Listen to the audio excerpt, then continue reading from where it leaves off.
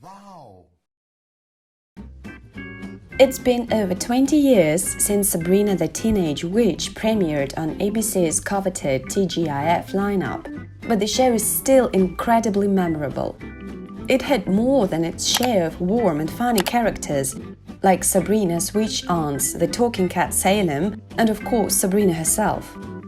It also featured some pretty creative storylines and a few downright bizarre episodes, like one about pancake addiction. Sabrina also sported a who's who of late 90s and early 2000s guest stars, like Britney Spears, Coolio, the Backstreet Boys, and naturally Jerry Springer. It also cycled through a lot of characters, some that left with explanation, some that just completely disappeared, and some that left and then later came back. Hello, Harvey. But perhaps the most fascinating aspect about Sabrina is that, considering how zany and occasionally nonsensical it was, the show was often tongue-in-cheek with its writing. There were little references to other famous witches sprinkled throughout the show, lots of juicy witch trial history tied into plot lines and backstories, and Sabrina's mishaps with magic always made for an entertaining, bingeable show. And let's get out our time balls, go back 20 or so years, and revisit some surprising facts you probably didn't know from Sabrina the Teenage Witch. The Sabrina character got her start in Archie comics. Sabrina made her debut in Archie's Madhouse number 22, one of the most sought-out Archie issues in the modern era. She was supposed to be a one-off character, but fans wanted more of her. Archie writer and Sabrina creator George Gladier said he was flabbergasted when she got her own animated TV spin-off in 1970. Gladier named Sabrina after a woman he remembered from his junior high years, because he thought the name sounded very New England. The woman's name was actually Sabra, not Sabrina as he'd originally recalled, but the name stuck.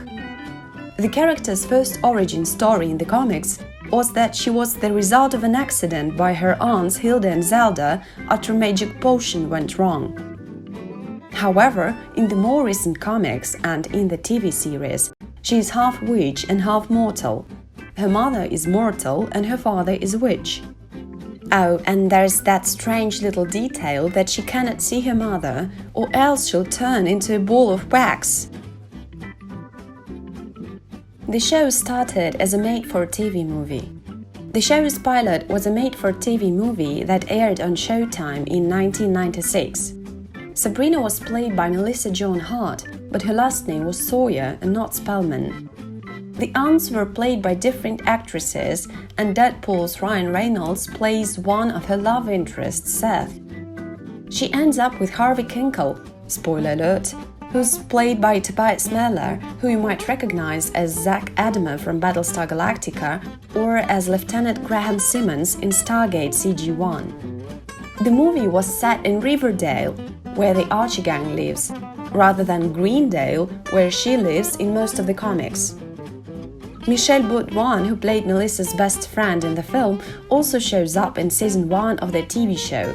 But like so many other characters, Jenny disappears after season 2 with no explanation. You can visit Sabrina's house, if you're really nice about it. The TV series takes place in the fictional Boston suburb of Westbridge, Massachusetts for most of the series. It has the zip code 01970, which is the same zip code of Salem, a New England coastal city notorious in the history book for its witches. The Spellman's Manor is located at 133 Collins Road, which is possibly a reference to the 1960s TV show Dark Shadows. Angelique Collins was a witch on the show. The house used for outside shots of the Spellman's Manor and the building used for Sabrina's school are actually located in New Jersey, not Massachusetts. You can actually visit the Spellman house if you make the trip to Freehold, New Jersey.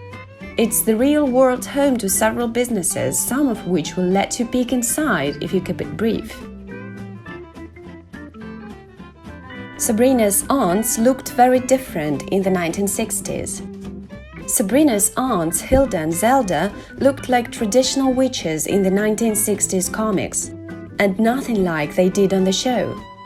Hilda had dark hair and green skin and was originally known as Hilda the Witch in the Archie comics. Aunt Zelda was depicted as short and stout with green hair, and she had a zany personality very unlike the series' college professor Zelda in the show. It wasn't until the 90s comics when they got a more modern look to match the live-action sitcoms characters, played by Caroline Rhea, Hilda, and Beth Broderick, Zelda. Both actresses left the show at the end of the 6th season, but Caroline Rhea's Hilda returned for the season finale in season 7. Aunt Zelda also made an appearance, but in the form of a candle. Remember how Sabrina's mother would turn into a ball of wax if Sabrina looked at her? Well, in the finale, Sabrina and Aunt Hilda sacrifice Zelda to the Witches' Council so Sabrina's mother can attend the wedding. And that's all for now. Don't forget to leave a like, subscribe and share this video with friends. Take care!